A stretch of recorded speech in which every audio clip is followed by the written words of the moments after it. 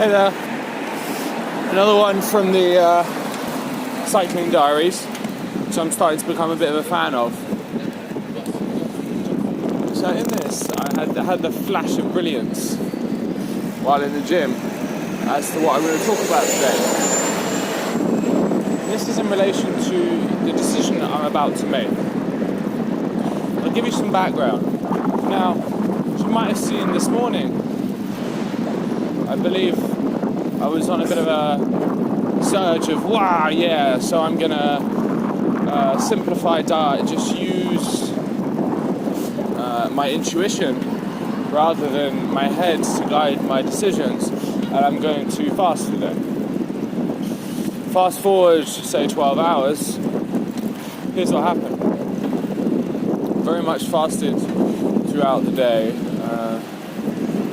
at about 4-5 p.m. I started to feel very hungry. It was like a stomach hunger, not like that empty stomach kind of feeling, but like some kind of pang of a bit of low energy, you know? And I wanted to go to the gym today. Maybe I hadn't really just thought this one through so well, because tomorrow I'm not going to be going to the gym because I've got various meetings on and what have you.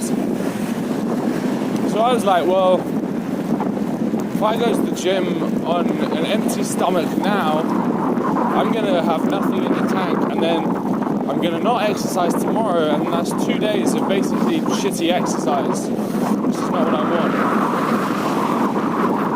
want. In retrospect, now I say these words that sound like a coherent argument against, what I was saying about how my body kind of feels like it needs a fast.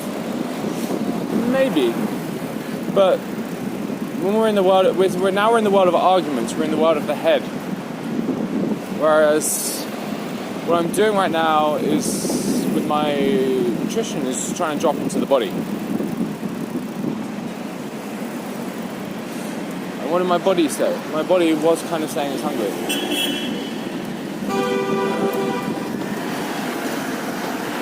However,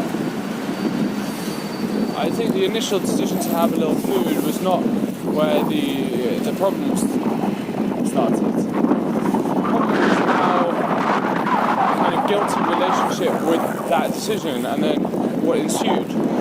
So after that, I felt a little agitated. I think also just from being in a work scenario where I've been around stressy, antsy people for a lot of time.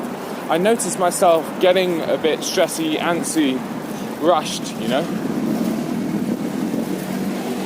Some of the telltale signs kicked in. I started picking my fingers. I was contorting my body a little. My posture kind of went out of whack. Wow, this is actually all after just sitting next to the person I sit next to a lot at work. I think that actually does really trigger me. Anyway. So, I found myself overworking a little to distract myself from some kind of emotion, picking my fingers and contorting my body. Yeah, these kind of classic coping mechanisms of rushing that I do. I was kind of aware that I was doing them as well. I still carried on.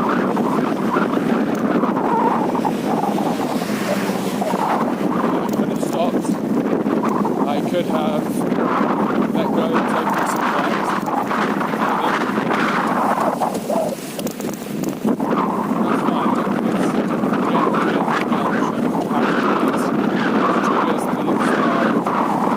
These patterns can be quite strong.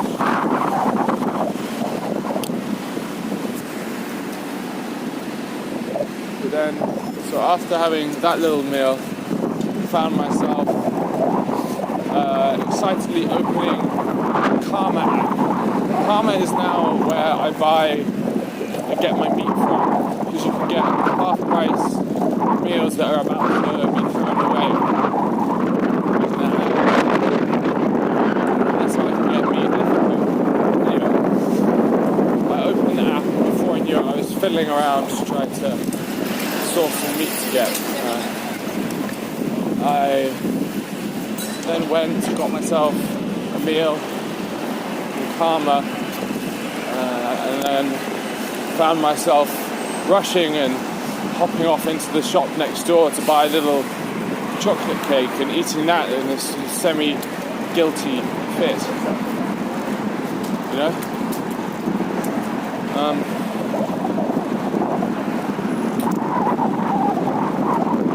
And then after that I was like, okay, I'll go to the gym now, I'll really go to the gym. But by that point I'd wasted a load of time that could have been spent actually exercising or meditating or something like that, you know? In other words, I'm just being honest. These decisions that I made had a kind of this excitable, it's reinforcing this stress anxiety pattern. I can let go of that pattern.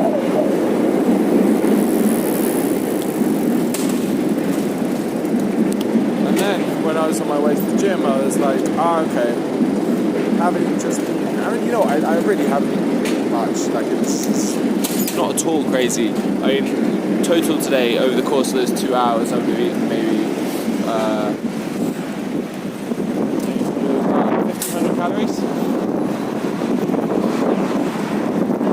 1,600. So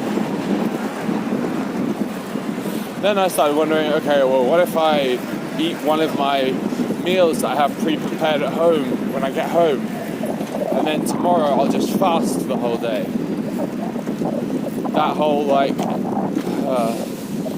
that whole mentality that I've done so many times, and yeah. And then I remembered what I said this morning and what I've been talking about recently, what I've been imbibing from Gabor Mate, his book on In the Realm of Hungry Ghosts, is to just look at this impulse and to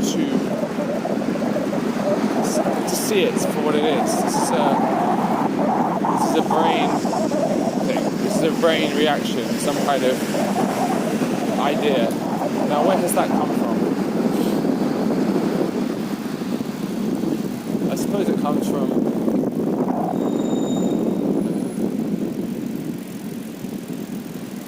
this few things. Some kind of idea that you need to. Yes, this is it.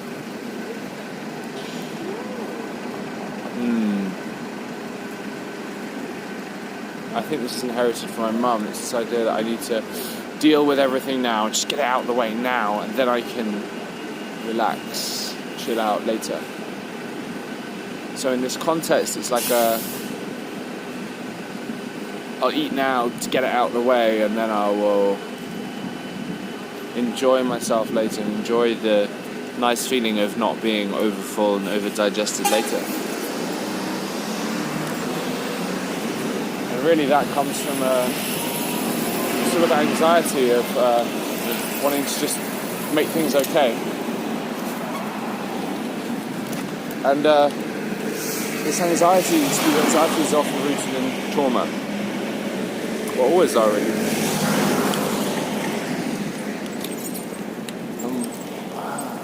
I've been really searching for this in my life, for where this happened, where times when I was really not, deprived of what I needed at the time, and of feeling okay and not loved. And I really don't think I've ever actually experienced that to a really significant degree, because I really have been thinking about it.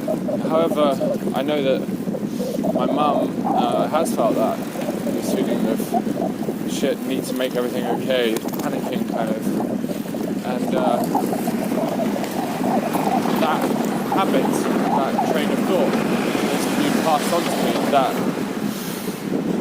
sort of wanting to make sure everything is under control. So this is the root of a lot of my patterns in relation to, for example, making everything in my room neat and tidy and pre-prepared, my planning side of things, being prepared, being, in control, having the empty inbox, etc. Yeah. making sense now. God, this is this period of my life, this last 2 months have really opened up the floodgates in terms of making me see clearly my patterns and quite the extent of them. It's really been under the floodlights. The floodlights have opened. I think it's Alexander work has especially opened this up for me.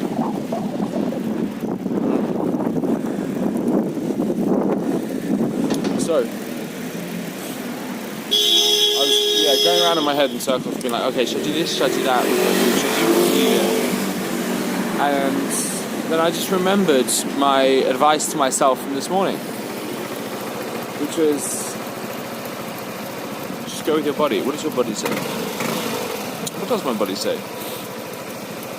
So I don't usually ask it that question. What does my stomach say?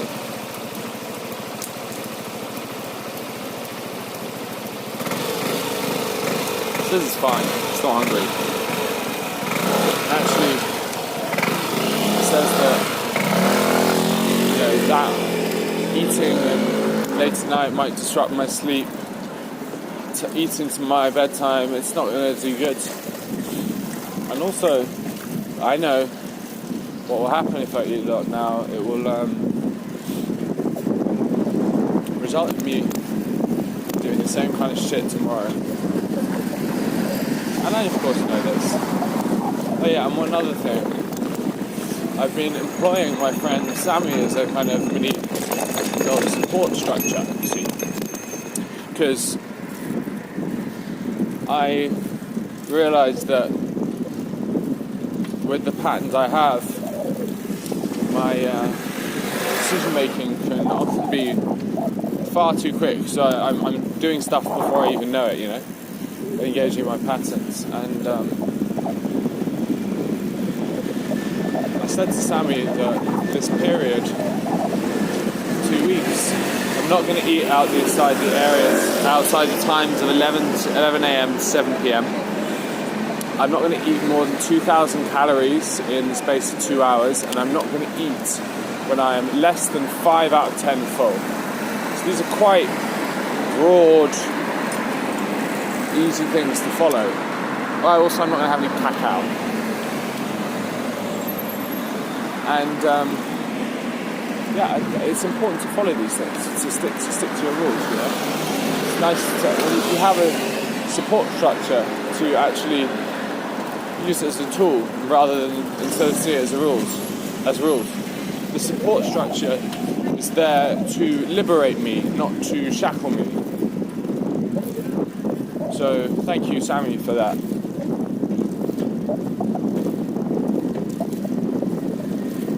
As Shunryu Suzuki said,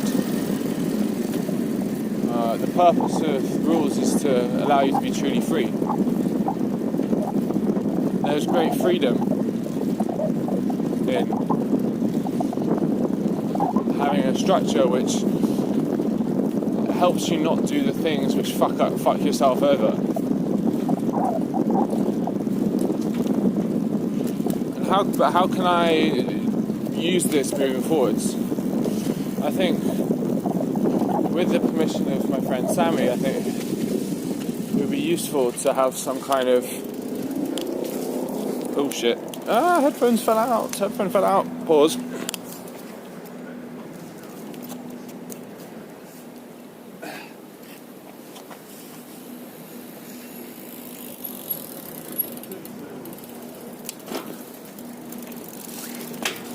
It'd be useful to have some kind of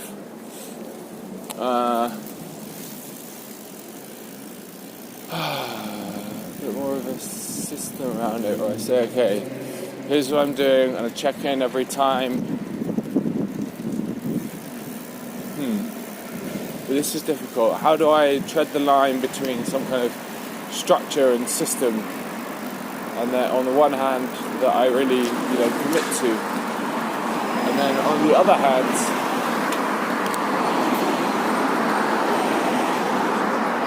allowing myself freedom. I think because I try so many different things in my life that in some ways when I try too many different things, they all lack a bit of oomph, a bit of gusto, a bit of that zhu, va va boom, And this weekend, I'm going to go and do a couple of things. I'm going to go into the woods with my friend Hugh, and then I'm going to go and do a little coca leaf ceremony with my friend Dan. Coca leaf, that's like, it's legal, I think. Anyway. So I guess in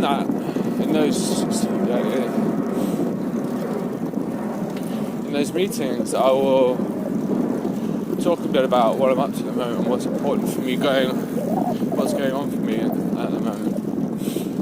And maybe I'll dig a little deeper and search into myself as to what I want, what really want. Yeah.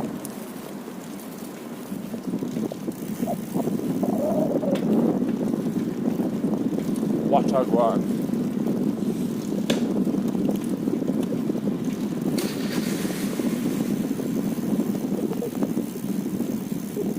As to how I'm going to do this moving forwards, because I think it would be good to have some kind of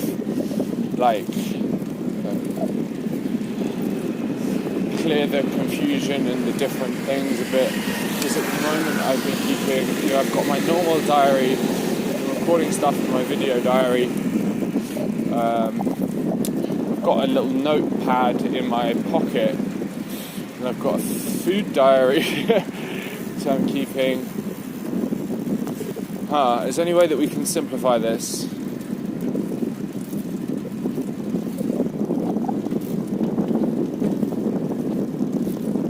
Well, I think my normal diary is good for just churning out anything. And maybe just one a day a week, instead of my normal diary, I can just have a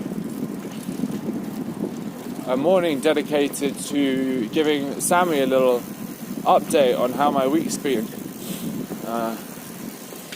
Noting anything that I found out. So what I can do there is, on one page in my notebook in my pocket, note the little discoveries I make about myself and my patterns, and I can tell Sammy about them. Then also, for that week, I can kind of set out what the plan is for the week to come. I think that sounds like a good check-in tool. Utilising people is really helpful. I'm starting to come to terms with it.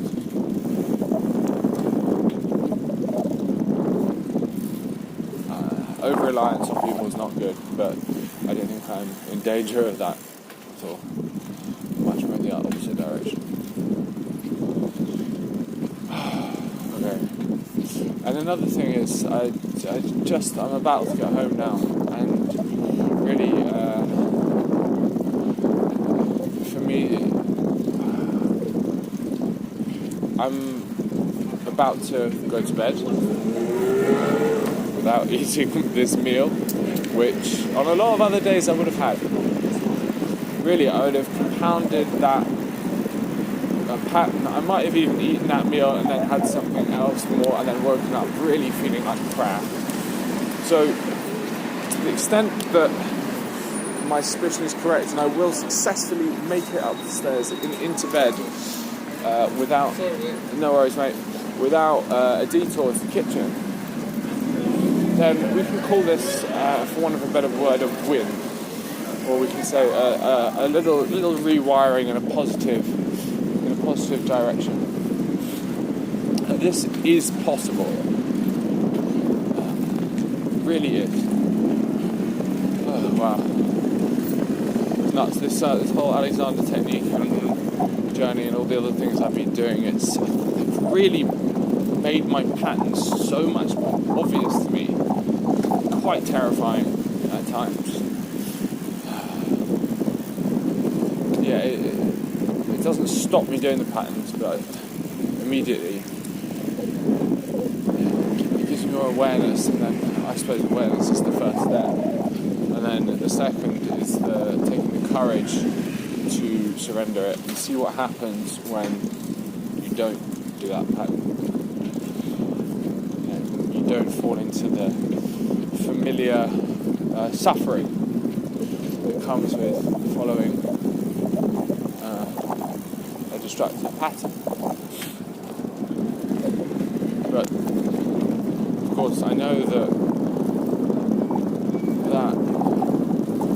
movement into the unknown, away from habit, into the mystery, is where all growth happens. I just find it kind of fascinating how I have in my personal life, if you look at me and think I'm a person who, more than most people I know, I've probably reworked a lot more of my patterns, changed myself a lot more. So you'd think that I'd be quite good at reworking my patterns. And yet, man, it doesn't get any easier.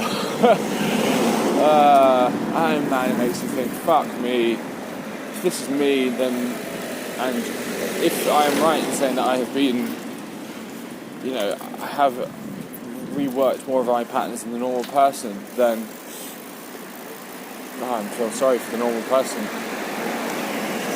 Right, we shall leave it there. Good night.